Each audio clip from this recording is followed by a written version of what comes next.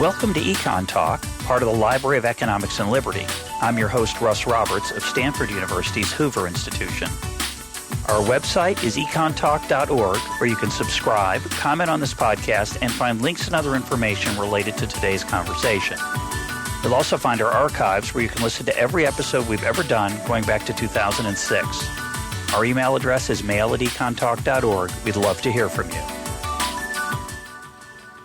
Today is February 2nd, 2017, and before introducing today's guest, I want to share your 10 favorite episodes of 2016 as revealed by those who responded to our annual survey. Over 2,000 people voted, by the way, and I want to thank you all for participating. And I hope to do a bonus episode where I share some additional insights from the survey, respond to your excellent comments and suggestions. So thanks again. Here are the top 10. Number 10 was Angus Deaton on inequality trade and the Robin Hood principle. Number 9, Angela Duckworth on grit. Number 8, Terry Anderson on Native American economics. Number 7, David Otter on trade, China, and U.S. labor markets. Number 6, Doug Lamov on reading. And number 5, Matt Ridley on the evolution of everything. Number 4, Chuck Klosterman on But What If We're Wrong. And number 3, Kathy O'Neill on weapons of mass destruction. Those 3 through 10 were pretty close together. They all got between 14 and 17% of the vote. But number 2 and number 1 sort of stood alone. Number 2 was Thomas Leonard on race, eugenics, and illiberal reformers, which got 19.35% of the vote. And the number 1 episode, as voted by you, the listeners, was Mike Munger on slavery and racism, which got an astounding 33.78%. You notice I used decimal points, but about a third of you thought that was one of the top 5 episodes of the year. And I want to thank again everyone for voting, and I hope to do some more comments on that, on those results later. Now on to today's guest. He is journalist and author Tom Wainwright. He's a reporter at The Economist. His book is Narconomics, How to Run a Drug Cartel, which is our topic for today's conversation. Tom, welcome to EconTalk. Thank you. In many ways, your book's a tribute to economics. You look at drug dealers, wherever they are in the supply chain, as a business facing the same incentives, competition, and constraints facing legal businesses. And I want to start with a mistake that you identify, or at least that you claim governments make in fighting the war against drugs, and that's the focus on supply. What is that focus? What are governments around the world doing to restrict supply, and why is it a mistake? Well, I guess if you think about the war on drugs, the kind of images that pop into your head probably give you a clue as to the answer to this. You know, the sorts of policies that governments have been carrying out now for some decades are the ones which see police forces and armed forces trying to intercept drugs on their way to consumers. So that could be anything from the programs that have gone on in South America, in which tons of weed killer have been dropped from airplanes and helicopters to try to destroy coca crops in countries like Colombia, coca being the raw material for cocaine, to operations in countries like the United States or in here in the UK involving police officers trying to arrest drug dealers on street corners here. All of that is what I mean by the supply side. It's the part of the business in which the drug makes its way from an Andean hillside to an American or a British nostril in the case of cocaine.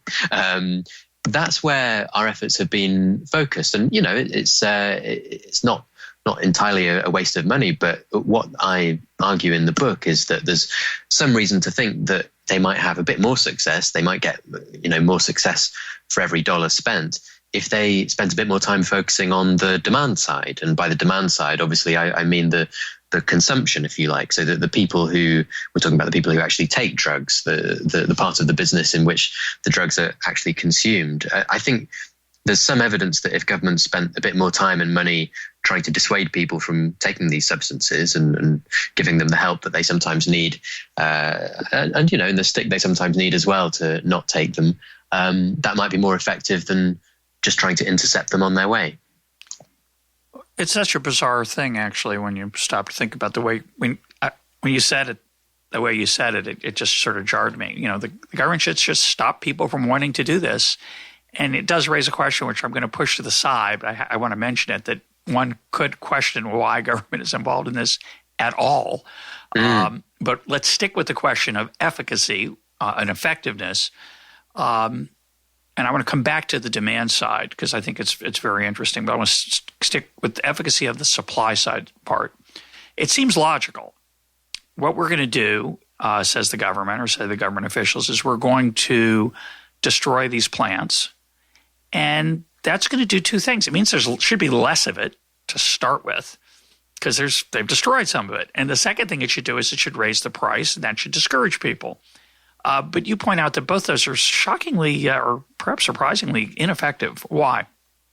Well, you're right. There's a bit of a paradox here. I mean, the people who say the war on drugs has been a failure, they're not entirely right. In some ways, actually, governments have been quite successful in eradicating crops. So, I mean, if you look at the cocaine business in South America, efforts to restrict the supply of coca leaf have actually had some big successes. These days, every year, a gigantic area of land of coca leaves is eradicated. It's an area something like 14 times the area of Manhattan. That's far more than used to be the case. People reckon that about half of all the coca leaves grown by drug cartels now are eradicated. So they have had some success, and yet at the same time, we haven't seen any impact on price. If anything, if you trace the price of cocaine over the past couple of decades during which all this eradication has been going on, it hasn't risen as you'd expect. If anything, it's fallen. It hasn't changed very much. But if anything, the trend on the whole has been a downward one. And it's a bit of a paradox. It's surprising, right? I mean, if you saw this in any other market, you'd wonder what was going on. So I decided to try and find out a bit more about what was causing this. And I went down to Bolivia, which is one of the three countries that supplies cocaine, those three countries being Colombia, Bolivia, and Peru. And what I saw down there and what I read about the business reminded me of a legal business. And the comparison that I draw in my book is between the drug cartels of South America and Walmart. And it's a kind of an odd comparison, and it's worth making clear that there's no implication that Walmart has broken the law in any way. But the thing that they seem to have in common is that both of them arguably are examples of monopsony, in other words, a monopoly of demand. If you think of Walmart, you see sometimes a similar phenomenon in which you see, for example, a reduction in the supply of a particular good. Let's say that there's a failure in the harvest for apples or something like that. You might normally expect the price of apples to rise. But magically in Walmart or indeed in any other big supermarket which has that kind of purchasing power, the price often remains about the same. And the people who take the hit are the farmers. And the reason that Walmart or other supermarkets are able to do that is because they have this extreme buying power. Very often they're by far the dominant buyer in the market. And so they're able to say to their suppliers, sorry, but this is the price and it's the only price we're going to accept. The suppliers don't have many other people to sell to, so they have to take that price. The same thing seems to be happening in South America. If you go to Colombia or Bolivia, in any one area where the coca crop is grown, there's only going to be one drug cartel buying. It's not a proper competitive market in which coca farmers can sell their product to the highest bidder. There's really only one buyer in each area. And so if there's a failure in the crop, you don't see the normal market response that you would normally expect. You might imagine that the price would go up, but you don't see that. And that's because the cartels are exercising this monopsony power and telling the farmers, look, sorry guys, but we're the ones who set the price and this is the price we're going to carry on paying. So it's not that restricting coca leaf supply has had no effect or that no one is paying. The problem, I argue, is that the people who are paying this price, the people who are suffering, aren't the drug cartels, and it's not the consumers either. It's these farmers in countries like Colombia who are earning $1 or $2 a day. And they seem to me to be not the people really that it's in our interest to be targeting. And yet the evidence seems to be that they're the ones who are paying for this program. So I'm a skeptic about that argument for a bunch of reasons. I'll just lay them out briefly and you can respond. Sure. And then there are other parts of it that I find utterly fascinating. We'll get to those. But in my experience talking to Walmart suppliers, you're certainly correct that Walmart puts a lot of pressure on its suppliers. I don't think they're anything close to a real monopsonist. There's lots of other places, grocery chains, other retailers that these folks can sell to. But they certainly do want access to Walmart's market and to Walmart shelves because they're very successful. They don't have a monopoly, but they're very successful. So what I've seen is that Walmart relentlessly tries to squeeze cost out of the supply chain. So when they go to their suppliers and say, we're only going to accept this price, we're not going to take a higher price, or we're only want it if you can give it this for this lower price. What that does is it pushes the suppliers to innovate and to find ways to cut costs and to do their work more efficiently. And I think that's one of the unseen benefits of Walmart, just things that are being produced at lower cost and they're being enjoyed also by the consumer. So it's not like they're squeezing the suppliers. They're motivating the suppliers. Now, it may be different for the drug cartel. The drug cartel may actually have an actual monopsony through the threat of violence, and you have to sell to them. And if they say you're not going to get as much as you got last month, too bad. That's my first thought. My second thought, though, is I think your much deeper point, which I agree with, which I hadn't thought of, and which is fabulous, which is, in my mind, okay, the government restrains supply. Governments do around the world, but I mainly think of the United States. We restrain supply. We try to keep out supply. We intercept it at the border. We're constantly trying to do stuff, and we're encouraging other governments around the world to destroy the cocoa bush or the poppies to try to keep the price high, and that we hope will discourage. So is the argument, will discourage consumption. But as you point out, this is just so fantastic. The price is the effect on price is so small, and that's just totally ignored in all the discussions. So respond to my monopsony argument if you want, and then talk about why these supply changes are so ineffective. Sure. Well, they're both great points. I think on the monopsony argument, I think the distinction between Walmart or indeed any other buyer squeezing versus motivating its suppliers is a nice one, and one that you'd have to question suppliers about whether they feel squeezed or motivated. Sure. But I mean, your general point. I mean, first of all, of course, you're right. Walmart isn't a pure monopsony. All I mean by that is it's in many markets it's a dominant buyer. I think it's reasonable to say. But I think you're right that in many cases it does lead to suppliers being more innovative. And indeed, we do see that to some extent in the drugs business as well. Constantly in South America, the cocaine business is innovating. And when I went to Bolivia, I saw some of these new techniques. One of the things that they do in the cocaine production business now is that they use old washing machines as primitive centrifuges to complete the process of extracting the active ingredient from the leaves themselves. And whereas the laboratories that they do this in used to be based in the jungle, which left them open to being raided by the government, they now often put these labs in the back of trucks which rumble around the jungle, not being captured. So there's innovation in the drugs business, just as in any other. On the second point you raise about the price or rather the cost of the raw materials relative to the final price, that's absolutely right. And I try and spell this out a bit in the book by providing a few numbers, just to give people an idea. To make a kilo of cocaine, for example, you need about a ton of fresh coca leaf. And that ton of coca leaf in Colombia is worth about $500. Now, by the time that's turned into cocaine in Colombia, it's worth perhaps more like $1,000. By the time it makes it to the United States, it might be worth $15,000 to $20,000. By the time eventually it's sold in tiny portions to a consumer, that kilo is worth the equivalent of about $100,000. So there's a very, very big increase in the price as you go along the supply chain.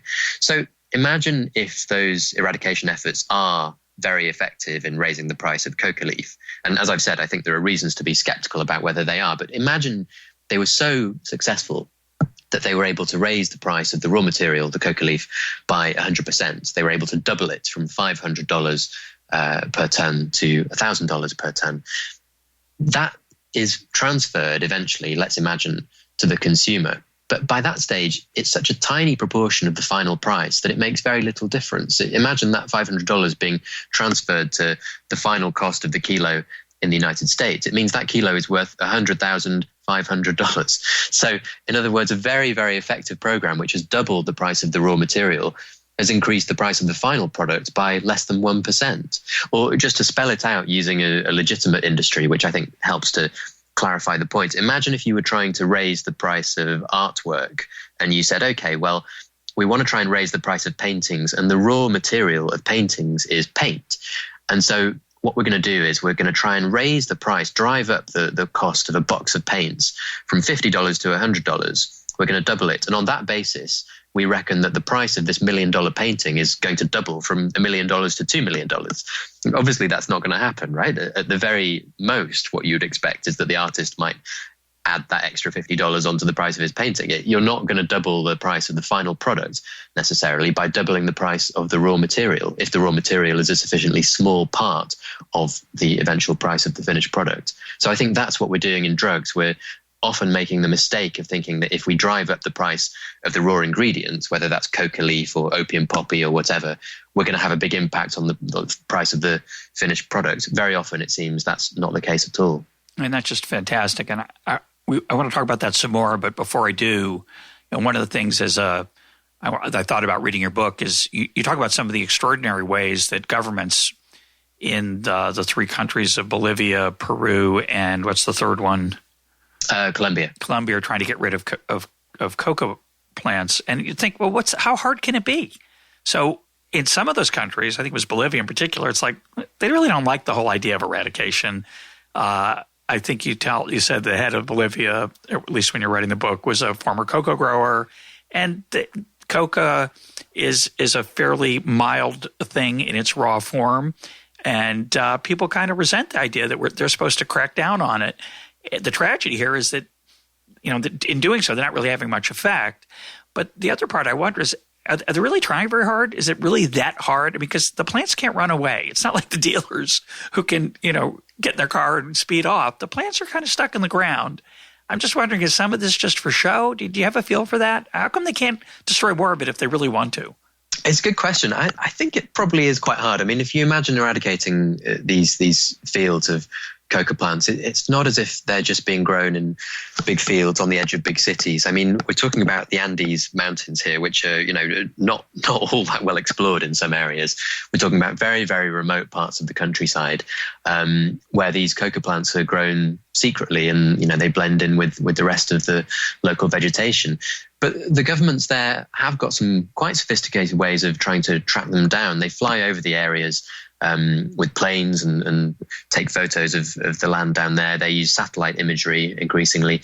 And with technology improving, it's getting gradually easier and cheaper over time. I was looking at some images that were shared by the United Nations, which is involved in this work, showing the kind of satellite photos that they take of the coca growing areas, and the improvement in the resolution of these photos just over the past few years. It really does make it easier to spot the coca fields as opposed to the, let's say the banana fields or whatever. But it's not all that easy. Imagine using a photo taken from space and trying to spot the difference between one type of plant and another. It's not quite as easy as you might think. And then, of course, in many of these areas, Colombia, for example, for many years, those areas have been guarded by guerrillas who are using everything from landmines to machine guns to rocket-propelled grenades and so on. So this isn't easy. And I think the success that governments have had in eradicating coca plants in some of these countries is in many ways quite impressive. And that's why I think it's such a tragedy that they've been engaged in this activity, which I think is ultimately, in economic terms, pretty futile. So the other part I want to explore this observation that you made about that restraining supplies is like trying to raise the price of artwork by raising the cost of paint, is to talk for a minute about the increase in markup that happens all along the supply chain. So I think some people find it perhaps puzzling that the raw material, that the final price isn't closer to the price of the raw material. Certainly once it gets to the United States, say, and it doesn't have to be processed in any other ways, you'd think the price would be something similar. And it's not. There's a huge markup, and you'll often hear that they dilute it along the way. And of course, this is an illegal market, but you might wonder about competition. Why isn't there more competition that would keep the markup down? And what are your thoughts on that? It's a good question, and you're right. The biggest markup, if you look at the prices, which I quoted earlier for cocaine, you'll see the biggest markup isn't in Latin America or even on the way to the United States. It's in the United States itself. That's when a kilo of cocaine goes from being worth perhaps $20,000 to perhaps more like $80,000 by the time a dealer gets his or her hands on it, to more than $100,000 by the time it's sold to the consumer. So the really big jump is in that stage between the sort of importation of very large quantities and the distribution of very small quantities. As to why that is, I think that the reason that I would come up with is that this is the part of the business which, it may not sound like it, but it possibly is the hardest and riskiest part of the whole business. Imagine the job of the person who has to receive, say, several tons of cocaine in a port in Los Angeles or over the border in a place like I don't know, San Diego, for example.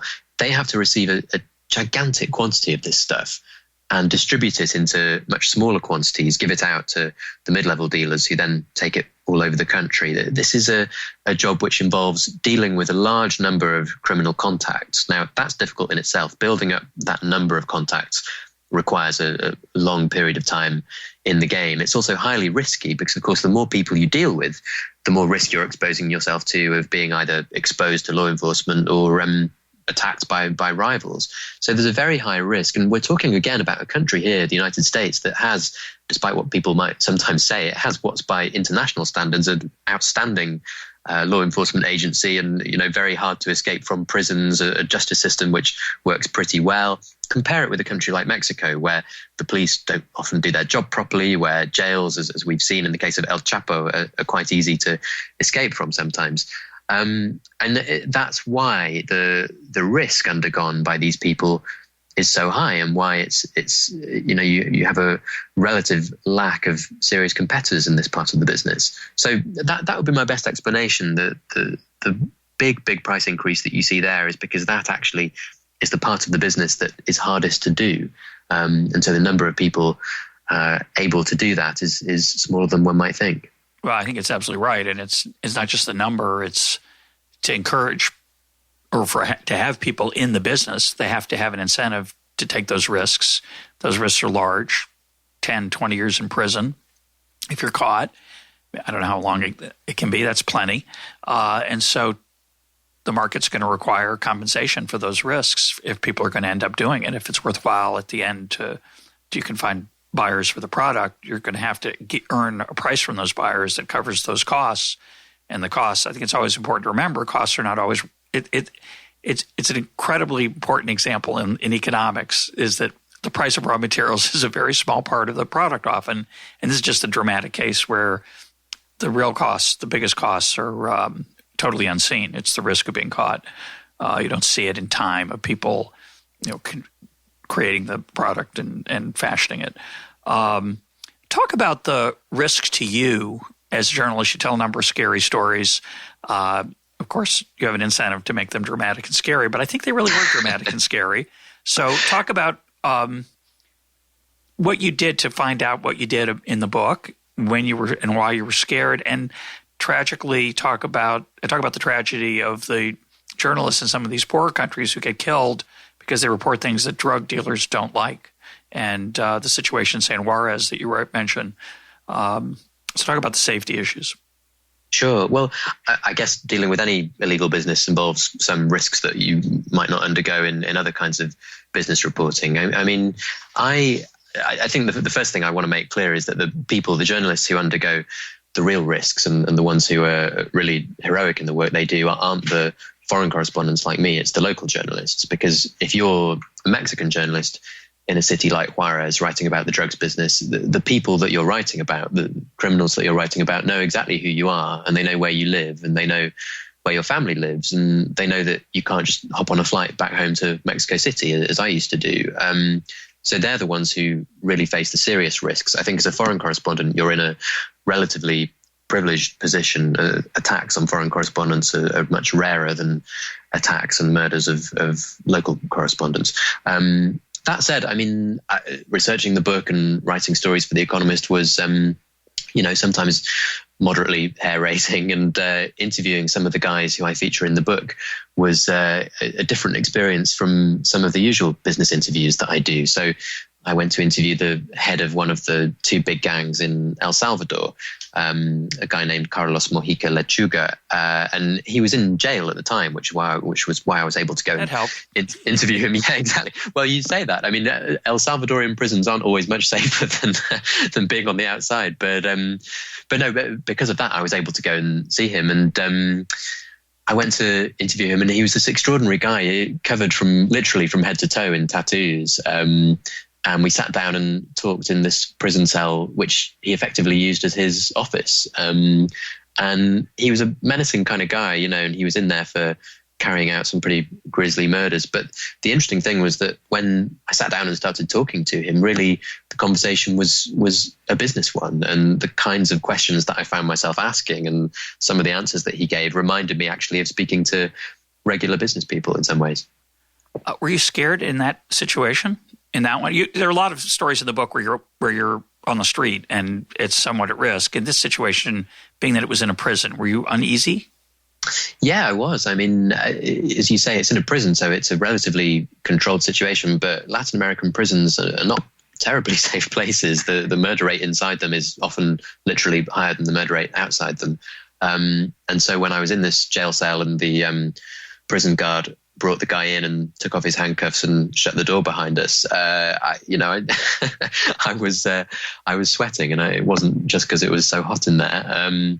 So yeah, it was an unnerving experience, and I'm not someone who has covered this kind of stuff before. I went to Mexico expecting really to write about regular kinds of business. I thought I'd be writing about NAFTA or the tourism industry or fun kind of things like that. But it just so happened that when I got there, the war on drugs was taking off, and the biggest story in town was the drug war. And it soon seemed to me that this was an interesting business story. So that's what I ended up writing about. But for me, it was a very different experience and a fascinating one, but at times also rather a frightening one. Why do you think he spoke to you in that jail cell? What was motivating him? Was it pride? Did he like the idea that The Economist was going to cover his activities? Was it just he felt he was supposed to, or the prison might be tough on him if he didn't cooperate? How voluntary was his cooperation? I think that perhaps all of those things to some extent. I'm sure vanity was involved up to a point. I think giving an interview to the international press about your sprawling criminal empire is probably something that would have flattered a guy like that. And he had a real swagger to him and quite enjoyed joking. And, on the way out, he told me that he was a great admirer of the gangs of the East End of London. He was a create a rapport with you. That's so nice. Charming guy. Yeah.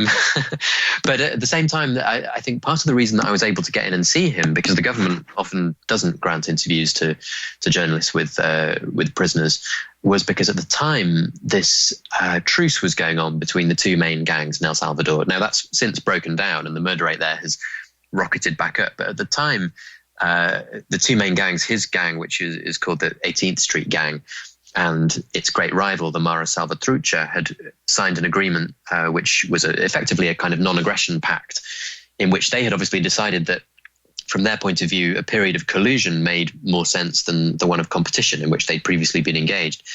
And so the government was trying to get some favourable coverage of this scheme that they were involved in, trying to get the gangs to talk to each other. So I think they were more willing at that stage to allow journalists access to these people who, they're not normally great ambassadors for El Salvador, it has to be said. But at the time, they were engaged in this experiment and willing to give it a bit of publicity. So I think that's how I was able to get in at that stage. I think if you tried again now, you might find it harder. You tell the poignant story, going back to Juarez, of the newspaper writing the editorial, the sort of open letter to the gang saying, "What do you want from us?" after they'd killed some of their journalists. Talk about how the gangs like to use public relations and the cartels, which I found extremely interesting, and the role that the newspaper plays sort of wittingly and unwittingly. Yeah, it's an important part of their business, really. I mean, like other businesses, they care quite a lot about their public image, more than you might think. And the reason for the cartels really is that they, in order to survive, they have to maintain a reasonable amount of support among local people. I mean, these guys make a living out of avoiding being captured, and that's much easier for them to do if local people aren't willing to report them to the police and tell the police about their whereabouts and so on.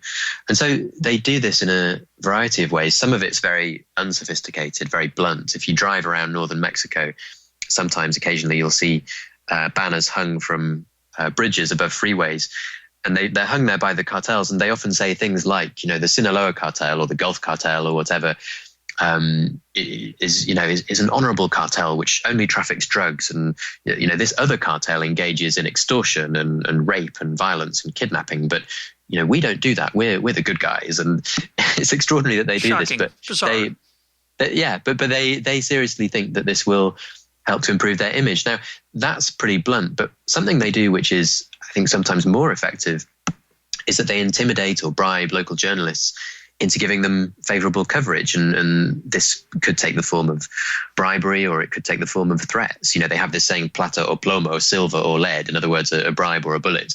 And they employ that with journalists just as they employ it with public officials.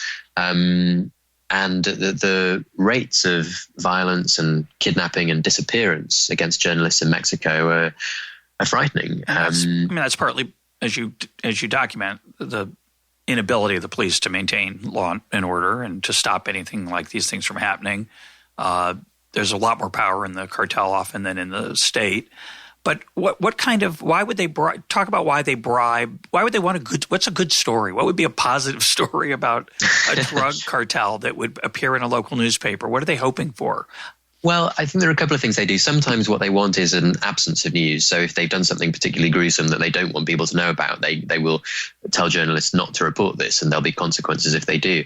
Other times they want exactly the opposite. There are times when cartels want to really strike fear into the hearts of their rivals, and so they will make sure that journalists do give a particular massacre as much coverage as possible. There's one interesting case that we sometimes see in Mexico where cartels will deliberately do something outrageous on the turf of a rival cartel. They'll dump a whole load of headless bodies in the middle of a busy street in the middle of the day, for example. And they'll do that precisely in order to draw police and army officers to that city, which is a city run by a rival cartel. They call it heating up the plaza. In other words, it makes it harder for a rival business to carry on doing business in that area because there's a greater presence of police officers and soldiers. And so sometimes drug cartels will enlist the help of journalists in doing this. They'll say, look, we've just carried out this massacre, and we want you to give it plenty of coverage. And sometimes that works. But they've got even more sophisticated ways of getting the public on side. And one of the other things I discuss in the book is corporate social responsibility. And this might sound totally outrageous. Yeah, it's not something that you might expect from the Sinaloa cartel, but it's quite a big part of what the cartels do. And for people who might have been watching series like Narcos on Netflix, which is all about Pablo Escobar, that is a good example of the kind of corporate social responsibility that these guys sometimes engage in. Again, it's crucial to them that they keep the public on side to avoid being reported and captured.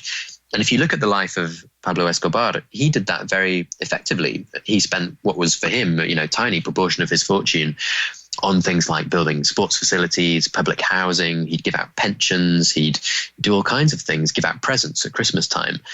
And all of this stuff meant that in certain neighborhoods of Colombia, he was more popular than he ever deserved to be. Although this was a guy who had caused the murders of thousands of Colombians and set the country back many years, his funeral eventually was attended by thousands of people. And you see the same thing now in Mexico.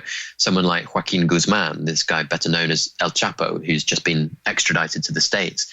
The last time he was arrested, there were protests against his arrest in his home city of Culiacan. And many of those people will have been there because they felt they ought to be there. But some people, there's no doubt, do see cartel leaders as being kind of, romantic outlaws who are not such bad guys after all. And much of that is because of these corporate social responsibility activities that they engage in parts of Mexico where the state is absent, where there's not very much in the way of a proper social safety net. These guys are there giving out small amounts of money to people. And it's entirely cynical. I'm not trying to defend them for a minute. It's completely cynical on their part. But in some cases, it's very effective at getting people on side. Works for legal businesses too. Indeed. As you point out in many other cases in the book. And parallels. And in a way that, you find often the dirtier the business, the more concerned they are about CSR. And clean up their image. Exactly. And there's no business that's dirtier than the illegal drugs business. So it's not surprising that they're so into it.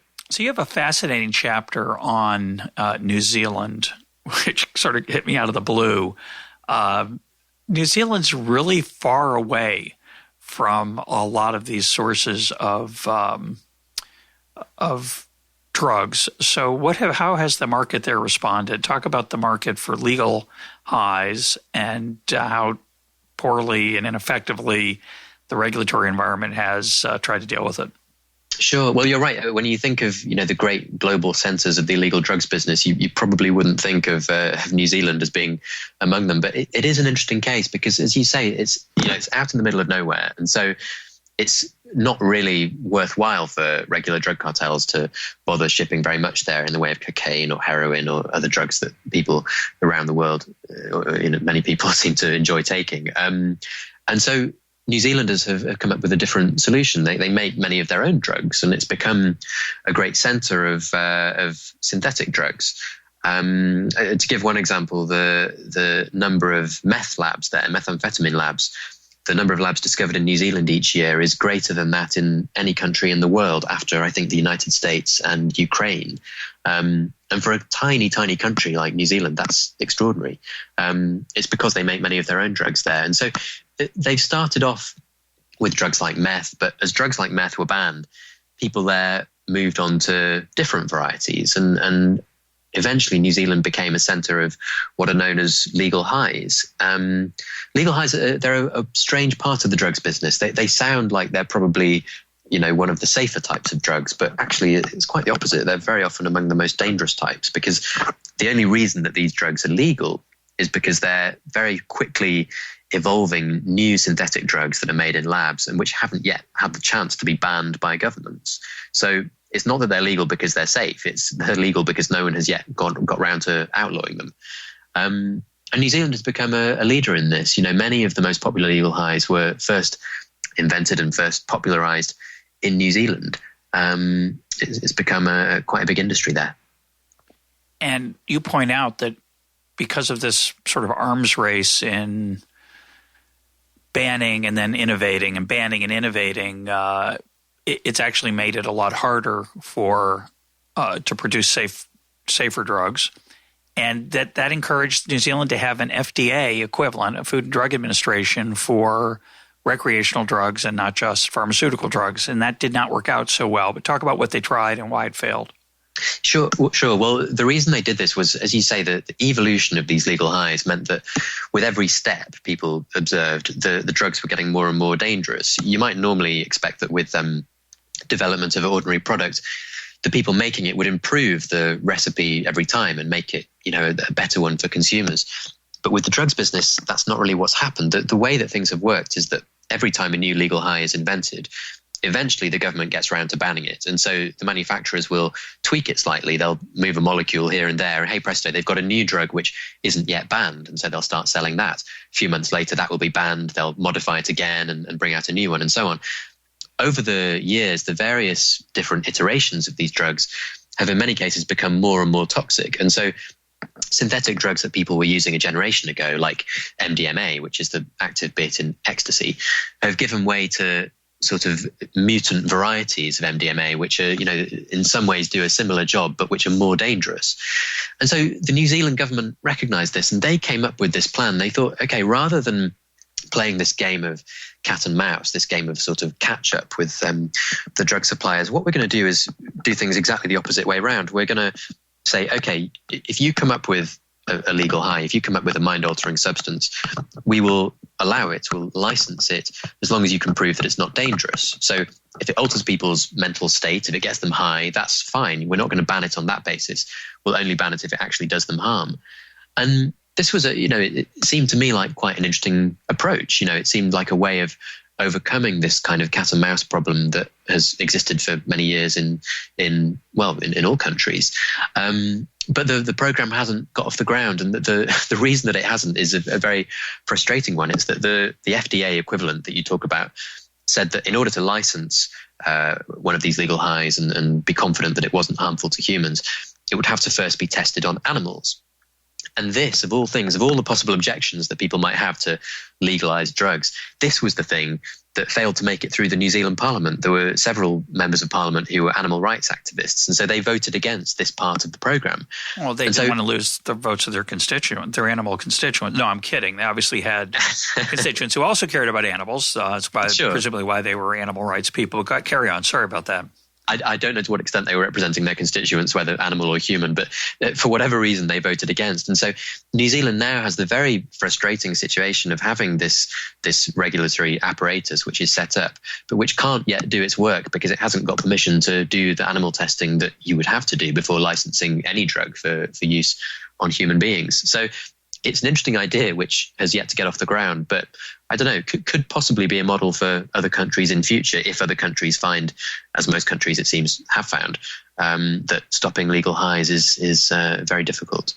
I think it's I wonder if it's really a very likely scenario down the road, just because it's the economist in me always thinks that nothing's safe. Things aren't either safe or not safe. Broccoli's not safe. Many things can be shown to be related statistically to causing cancer. Many are shown even the same things to stopping cancer.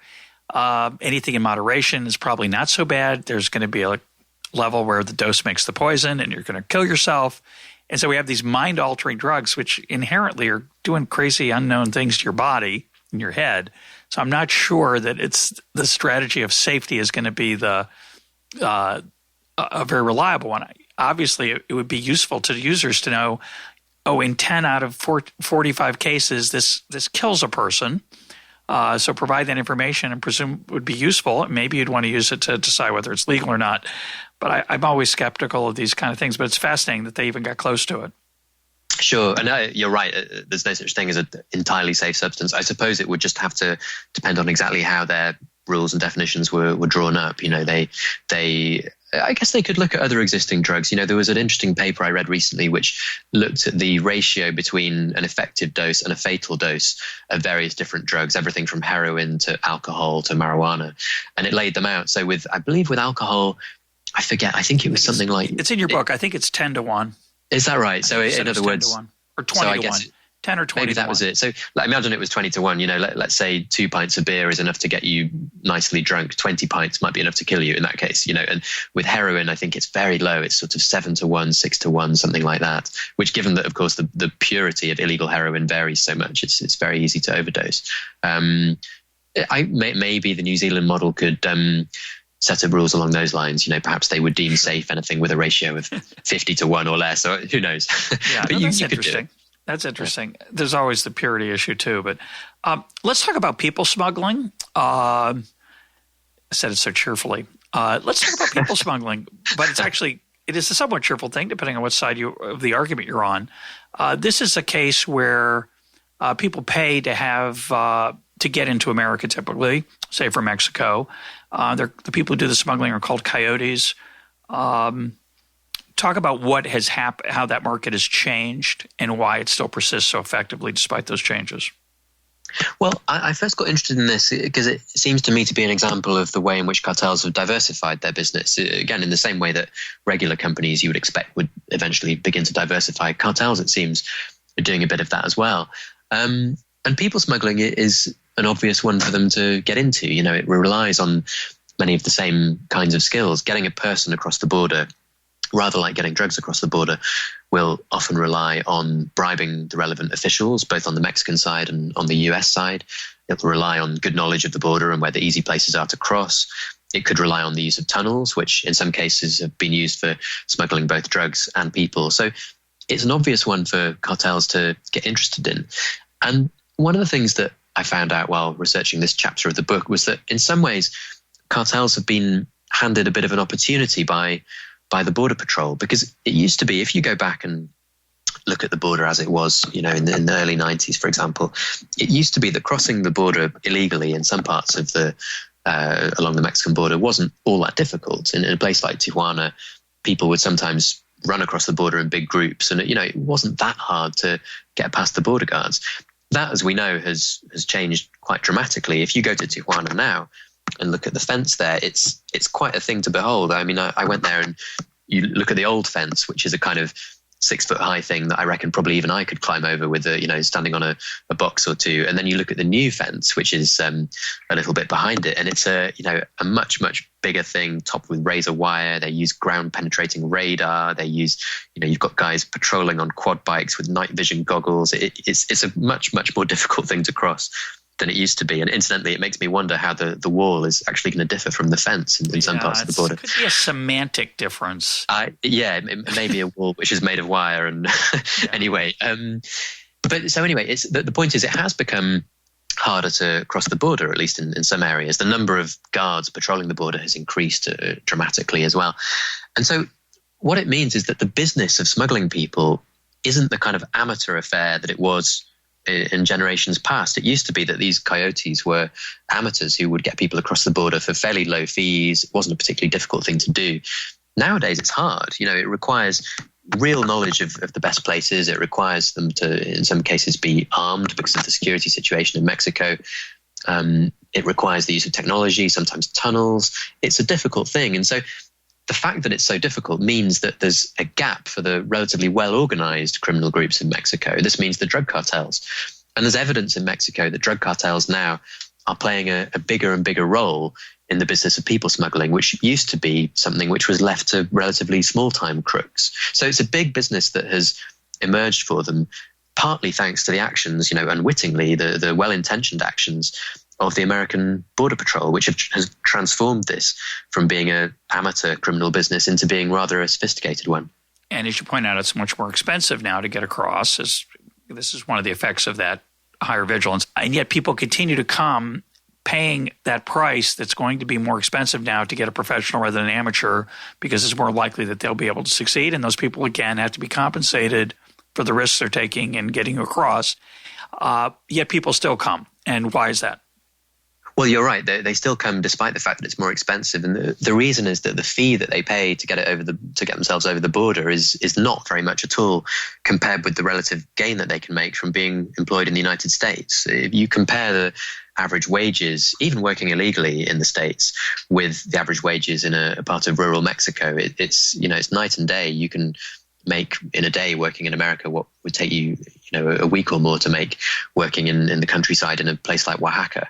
And so the fact that the cost of crossing has gone up from, I forget the figures, but they're in my book, from perhaps a few $100s to many thousands of dollars, it isn't really enough to put people off, because the gains that they can make are so great. And in many cases, those fees can be paid, at least on a temporary basis, by relatives who are already in the United States and perhaps have access to that kind of money.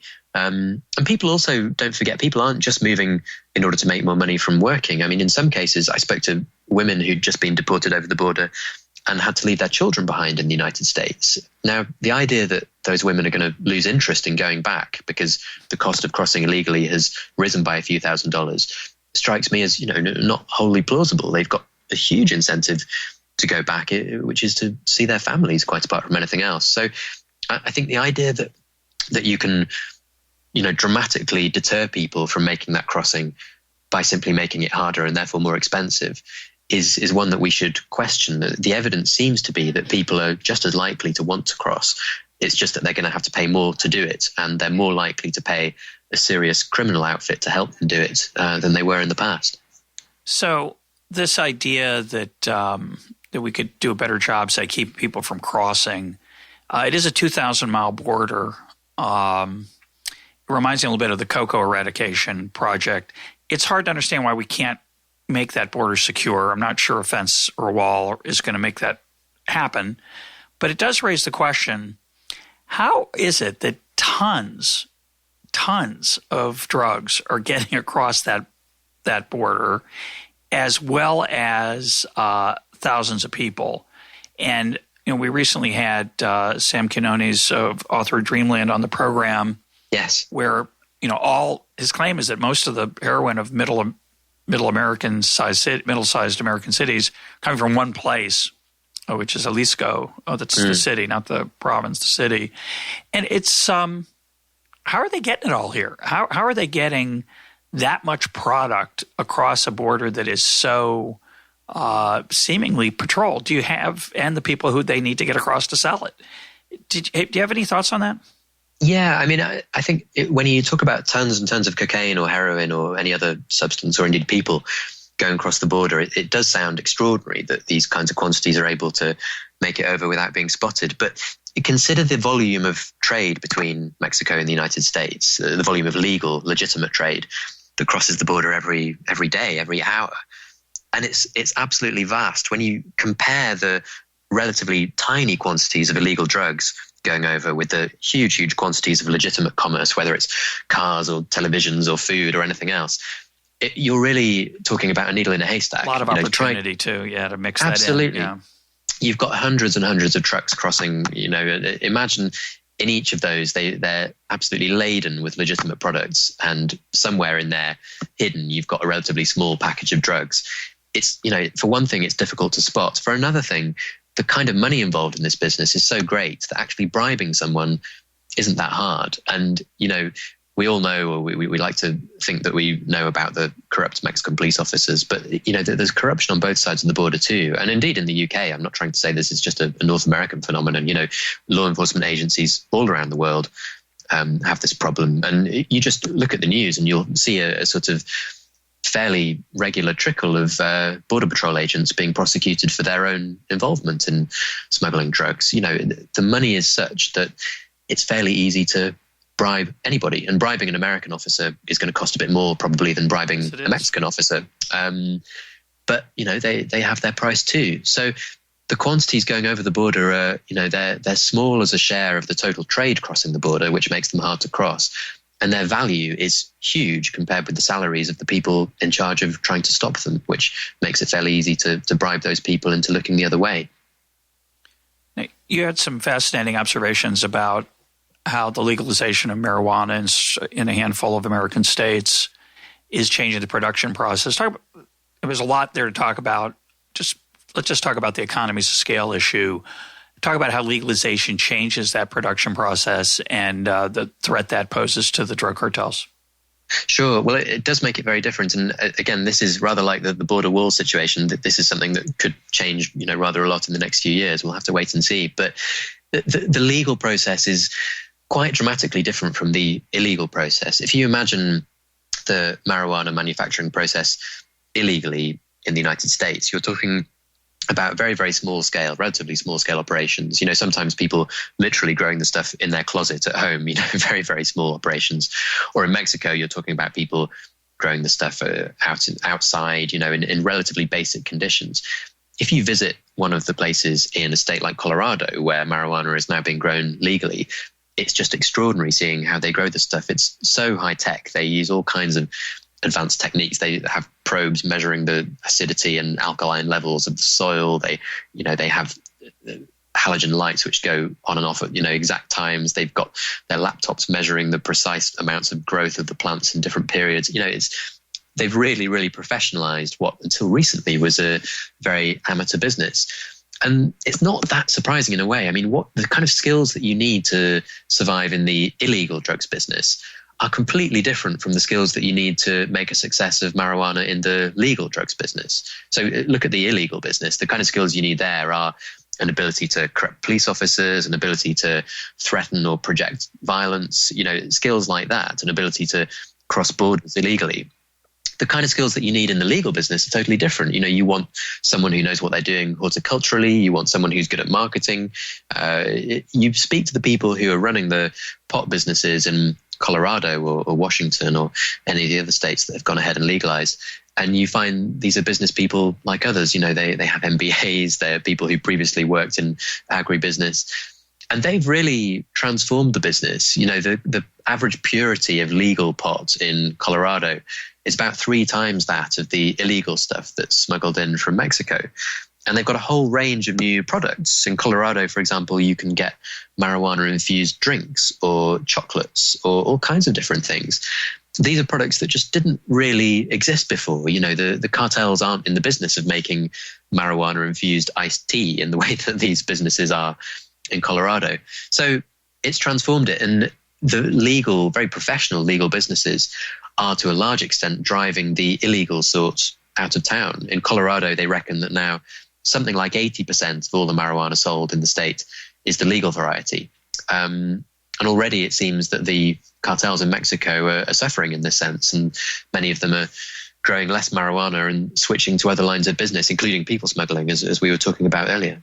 And the price, of course, has fallen. I mean, I have to confess, I'm one of the few people, I think, over the age of 60. I'm 62. I know two others over my age who have not tried marijuana. So I'm not advocating trying marijuana or using marijuana. I'm very strongly against mind-altering drugs.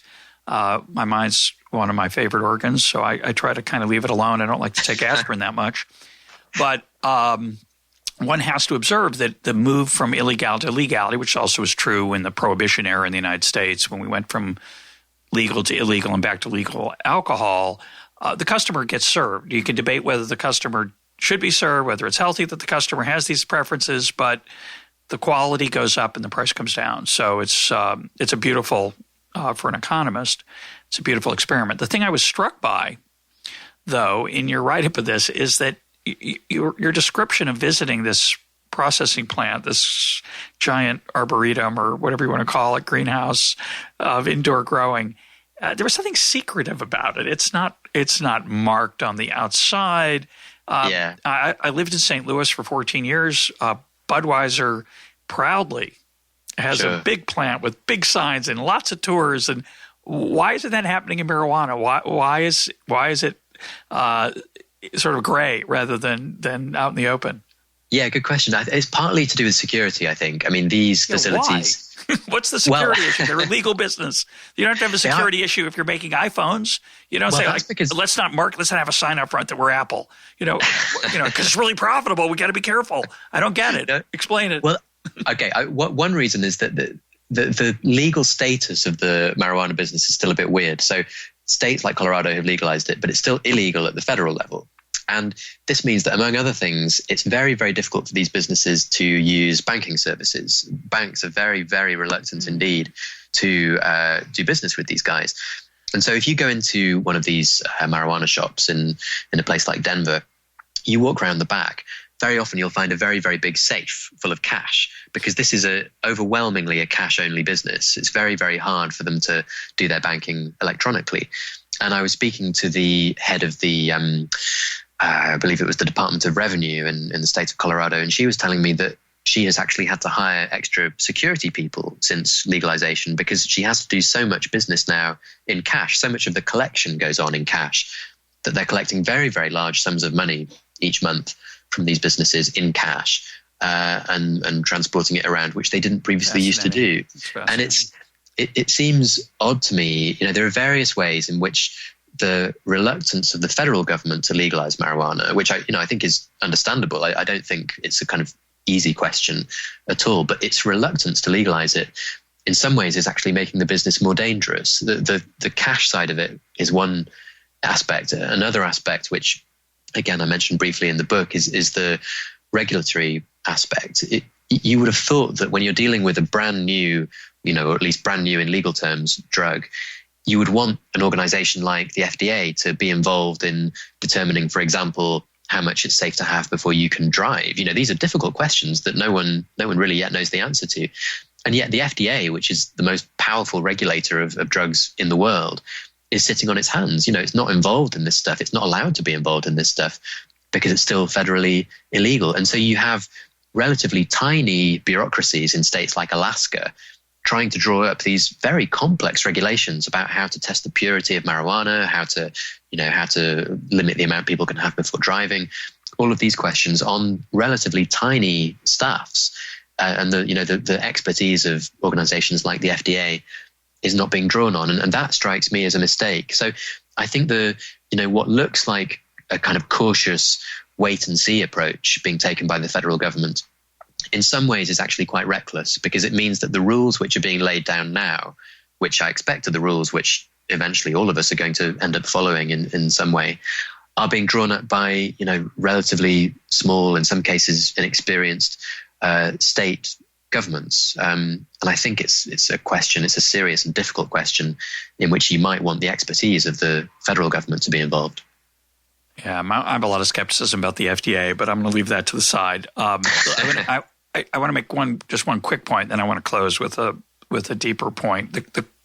Hear your side of it, deeper question. The quick point is you encourage demand side rather than supply side, which seems logical. I think the issue there is it's very hard. I don't think we know we know how to burn down a cocoa bush, and we know how to set a big pile of marijuana on fire when we capture it if you're the feds. I think we're not so knowledgeable about how to get people to not want to take drugs. Do you think we should be more optimistic about that? And I would also add, it's kind of awkward because, as I said in the very beginning, it's not clear I want the government trying to help people to do things that they want to do, stop people from doing things they want to do. I might prefer more private and more cooperative and voluntary programs along those lines, funded by people who maybe have different motives. Sure. Well, look, on the first point, you're right. The question of how to stop people wanting to take drugs is a tough one. And it's all very well for people like me to say, we want more projects to try and get teenagers to take less drugs. But how do you actually do it? Well, it's difficult, but there's some good evidence out there that actually these demand-side interventions are more effective than some of the supply-side ones. There was a good study done some years ago by the Rand Corporation, the think tank, in which they studied the impact of spending $1 million on trying to reduce the amount of cocaine taken in the US. And they compared spending $1 million on, first of all, trying to intercept cocaine in South America. And they found that for every $1 million you spend doing that, you reduce the amount consumed in the States by about 10 kilograms. They then looked at if you spend $1 million trying to dissuade teenagers in the States from taking cocaine, you can reduce the amount consumed by about 25 kilos. So it's, a little more than twice as effective. And then they looked at if you spend $1 million providing treatment to people who are already addicted to cocaine, you can then reduce the amount consumed by about 100 kilos. So it's about 10 times as effective as trying to intercept the stuff in South America. So there's already evidence out there which suggests that the programs that we're doing on the demand side are more effective, or, more cost effective than the ones that we use on the supply side. And I agree, it's, there's plenty more work to be done in determining which ones work best. And there's no very easy answer, but there is already some fairly straightforward evidence that shows that it's more effective than the kind of flying around the Andes in a helicopter school of drug control. And then the second question you asked, I think, is a really, really tough one about, the extent to which the state should get involved in telling people, particularly adults, people over the age of 18 or 21, what they can and can't do. And I think it's difficult, but most recently what we argued in The Economist, and it's worth just noting, we've been in favor of legalizing drugs for some time on the basis that it's the least bad way of controlling them. But I think the point that we made was that it's reasonable that the government should regulate and try to dissuade people from taking these substances, because it's not always an entirely free and informed choice that people are making when they decide to take these drugs. It's not always entirely informed because, as you've said in the course of our discussion, the research on these subjects is, pretty murky to say the least. And so it's not always a very well-informed choice that people are making. And I think you can also argue that it's not always a free choice either, because very many of these illegal drugs are, to some extent at least, addictive. Even marijuana, which is, not a drug that people generally think of as being fiercely addictive in the way that crack cocaine, for example, is. Even marijuana does seem to induce dependency in a sort of fairly large minority of the people who take it regularly. There's some interesting stats on this that when it comes to the alcohol and tobacco markets, people talk about the 80-20 rule, in which about 80% of all consumption is done by about 20% of all users. And rather worryingly, we see that already in the legal marijuana market in the States. You see this 80-20 ratio going on, in which a minority of people consume a very, very large quantity. So given that to some extent these drugs do seem to induce dependency, I think you can argue that it's not an entirely free choice that people are making. And on that basis, I think it is legitimate for the government to do things like tax these products to try to persuade people to take less of them, to ban advertising, for example, is one thing it might do, to restrict the places in which they can be sold, I think is another. So, my position, after looking at this for a while, is that legalization is probably the least bad way of regulating these potentially harmful substances, but it should be a pretty controlled type of legalization. It should be a pretty heavily regulated type if we're to avoid making the same mistakes that we've made in the past with alcohol and tobacco. So my advice to the United States and other governments like Canada that are just starting to legalize now would be to be pretty cautious at first, legalize it in a pretty heavily regulated way to begin with. And if you then want to loosen those regulations, go ahead and do so. But you'll find that if you do it the other way around and try and tighten those regulations later, you might find it rather hard, as governments have found in the case of alcohol and tobacco. So I think many, many more arguments to be had about this in future. I just want to respond to the point about people not being fully informed or free. And of course, that's true. It doesn't. It's true of chocolate and love and Twitter.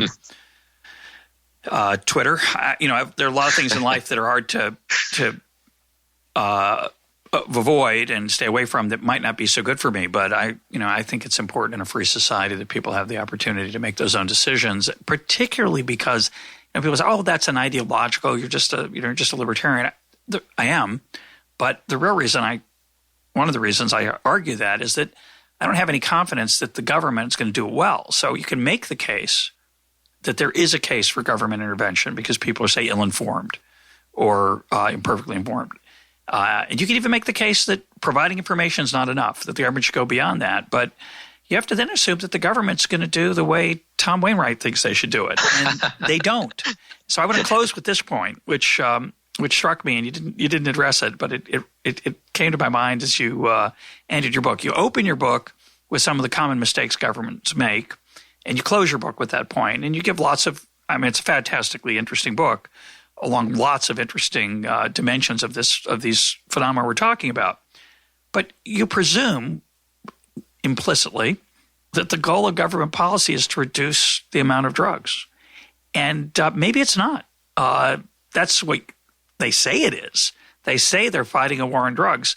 Of course, when you fight a war that spends $1 trillion or so with little or no impact on, in fact, rising levels of, say, heroin death in the United States over the last 10 years, 20 years, you have to start wondering that maybe what they say is the goal is not actually the goal.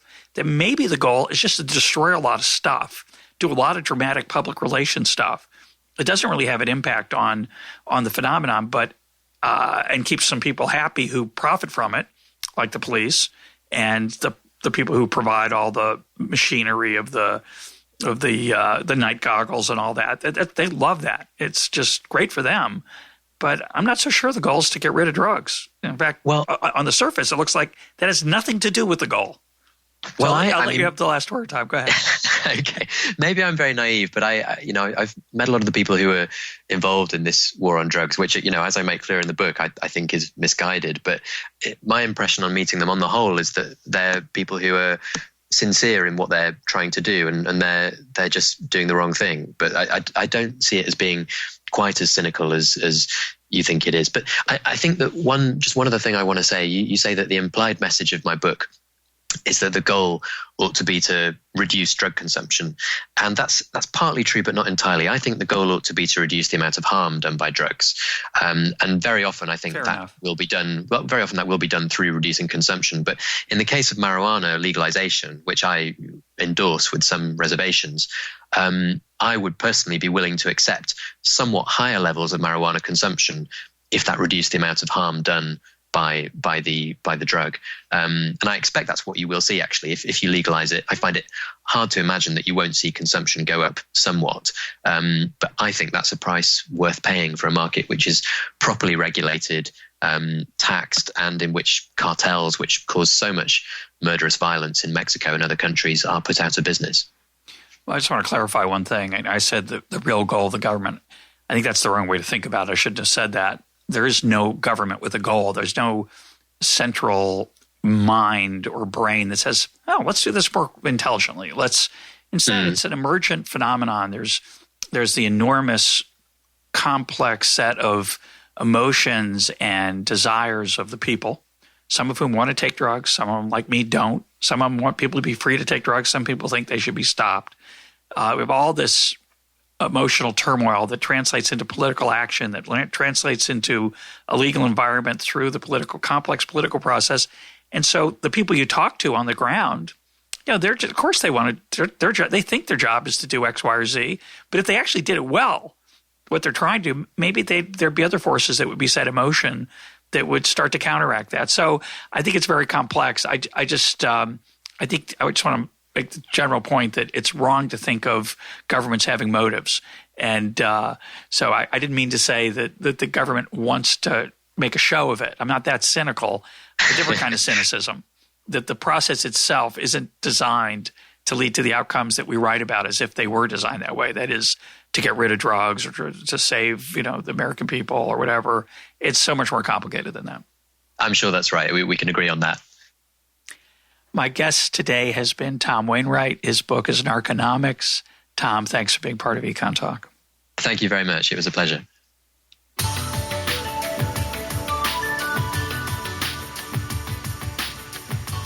This is EconTalk, part of the Library of Economics and Liberty. For more EconTalk, go to econtalk.org, where you can also comment on today's podcast and find links and readings related to today's conversation.